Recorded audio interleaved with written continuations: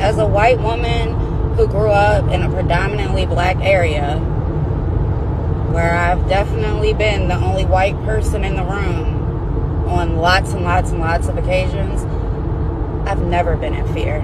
I've never been afraid. I've never been worried about my safety. With that being said, as a white woman with biracial children, I don't give a fuck if it's their cousins.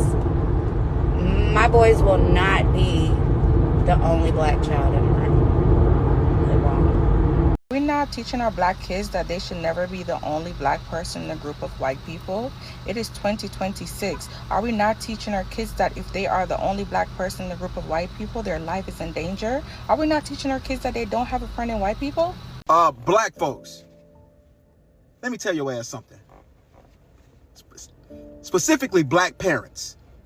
Have you ever seen a white parent let they only white male child go on vacation with 3-4 other black motherfuckers? Think about it. Have you ever seen that? Have you ever seen one token white motherfucker go on vacation with 3 or 4 black motherfuckers? Have you ever seen that shit? Because I don't think I have, and I've been on this motherfucking world for goddamn 38 goddamn years. I don't think I have. So why the would you let your only black, not only, but you let your only, your black boy go on vacation with 4 white motherfuckers during this presidency? Hey, what's going on, guys? Welcome back. Thank you again for pulling up and sharing this moment with me. I don't know if y'all know or not, but I've been trying to avoid this whole Nolan Wells thing because I have 4 amazing young adult children. My youngest just now turned 21 yesterday. And when I look at my wife and I doing our best to protect them and everything, it was never about race or anything like that. It was just more so, if you leave my house unscathed, I want you to return back to my house unscathed. Well, we already know, man, and the young man, Nolan Wells, lost his life on a boating trip on 4th of July. And now everyone is making this a racial issue. And they've been doing this since day one, but now they got their heavy hitters out. They got Ben Crump, they got Al Sharpton, they got Spike Lee, they got everybody pulling up to add more division to this whole thing. Check this out. He was one black with 3 young white men who happened to end up with his phone, happened to end up with his keys. Then there's just too many questions that they should not be closing the investigation. Now, I'm from Brooklyn, so I'm a little different than some of y'all. I was built different. My nose is out here, my eyes are here, my brain is here, which means some things I could smell before I could see and before I can figure out. This does not smell right. So some people are saying, Reverend, are y'all bringing in race? Well, we're not bringing in race, but we're not discounting race either, because we don't know what it is. So to tell us don't rush to judgment saying it was racist is fine. But then I'm telling you, don't rush to judgment saying it was not racism, because we do not know. We do know what these parents are being told, and what the parents have now shared with us does not make sense. As you can clearly see, slick back Al Sharpton, he claims that he don't make this about race, and he also is a smooth talker. When I enter a room, first my nose, then my eyes, and then my brain, I smell it first, and I see it, and then I think it. Like, all that stuff is just him being slick back Al Sharpton. We know how smooth you are. We also know that you was into some bad issues. I'm talking about you was in it bad with some mean people who was ready to take your life.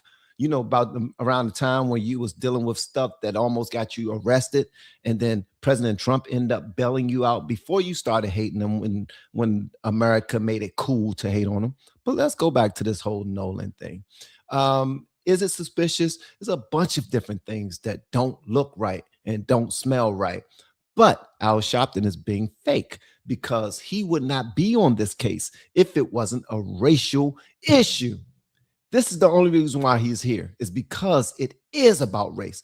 I didn't make it about race, but I want y'all to not make it about race when it comes to the not being racial. What the hell are you talking about? Everyone is clearly making this about race. But I stumbled across this video from Jason Whitlock where he's discussing something that to me is the most important part. Stop killing our children, son of a bitch. We don't care if you think you're rich. If we can pretend, if we can lie to ourselves that, hey, we're not the problem, we get to act like, hey, black culture is normal and it's no different than anybody else's. Special partnership alert. We just now linked up with xxdrinks.com, which you could take advantage of and get 10% off by hitting the link in the descriptions. Their products support energy, stamina, confidence, mood, circulation, and overall body sensitivity, not just one single effect. Tea, coffee, and you and your significant other are going to be extremely happy. I promise you. Go through the link below and get 10% off. I'll see you on the other side. And it doesn't need to be corrected or fixed. See, don't you see? Don't you listen to the hardcore rock music that white people listen to? They've got the same problem. And then they dismiss, and perhaps it's because we don't understand data, we don't understand math, maybe we've been so poorly educated, we don't know that 2 + 2 = 4, we don't understand per capita, we don't understand that, like, no, you're far more on a percentage basis, based on the data, you're far more to be hurt in an all-black crowd than an all-white crowd, because white people don't turn to deadly violence as quickly as black people. That's just a fact. People are literally begging, praying that one of these white kids killed this black boy. And they can't wait. They're sitting around dreaming of the tweets that they're going to send to me and you and anybody else that was like, hey, man, let's just wait on the facts. Let's wait on the autopsy. Doesn't seem likely that the kids killed it. But I'm telling you, even if one of these kids killed him or got in a fight with him or wrestled with him and he doesn't change one single word that I'm saying here. Because regardless of race, played no role in whatever happened to him. There is this obsession with ambulance chasing when the races are mixed. And that's just what it is, because we don't care about the actual facts. I saw someone call the per capita argument a weak argument. And it's not a weak argument when we're killing each other at greater rates. It's an actual fact that needs to be addressed. And you're right, there's something going on with black people that they feel 2 + 2 = 4, which may be why they are trying to push this whole black English argument, as if black kids can't learn at the same rate of white kids. It's just so silly. And I don't know where we got to the point where our expectations are so low, where we got to the point where we will just jump to such a negative conclusion first. I didn't see anyone saying maybe he couldn't swim, or as you said, maybe he was hit by a propeller. Anything could have happened. I tried to duck and dodge this conversation. I really did, because my heart breaks knowing that a young man went out to go hang with his friends on 4th of July, one of the most exciting days of the year, probably the most exciting holiday of the year, because that's what it is. It's about the boom. It's about the celebration of another year being independent from whatever we went through as a country. Like, it's so much that goes on with this. You have all these people so prideful and flying flags all over the place, and they're showing love to any and everybody, thinking that we are all on the same page. All in all, we're not. We're not. Because if you're black, then you're stuck on this whole, we hate white people, white supremacy, white this, white that. And if you're white, then you're like, oh, I don't know what white people are thinking. I can't keep it. I've never been white. I've never been white. But I do know this. Per capita, as far as who's most protected around what group of people, let me tell you something. Black people, we do it to ourselves at an extremely high level. We can't deny it anymore. And us trying to deny it make us seem so fake, make us confirm the fact that we can be liars when it comes down to it, because we're denying all of the times that our young sons were in their own neighborhoods and got accosted, robbed, beat up, something by people who look like us, by kids that we thought was our children's friends. This is why when our kids started to become of age and they wanted to go to this party and that party and this place and that place, guess what me and their mom did? We made sure that these people were good people. We made sure that where they were going was going to be safe.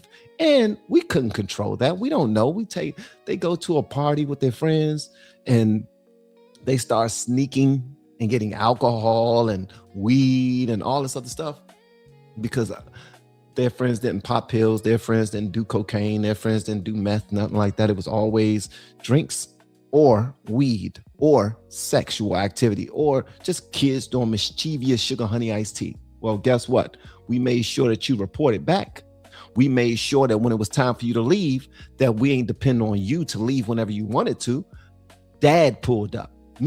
I pulled up. And I pulled up early because if something was going to happen, I was going to be there. If somebody was going to be getting fought or if somebody was going to be shooting, I was in the parking lot. That's something that we all need to do. We're just letting our kids get on boats and go wherever they want. Well, according to Nolan Wells' best friend, when he was on TMZ, he said it wasn't only children. It was a bunch of adults there. It was a bunch of parents there.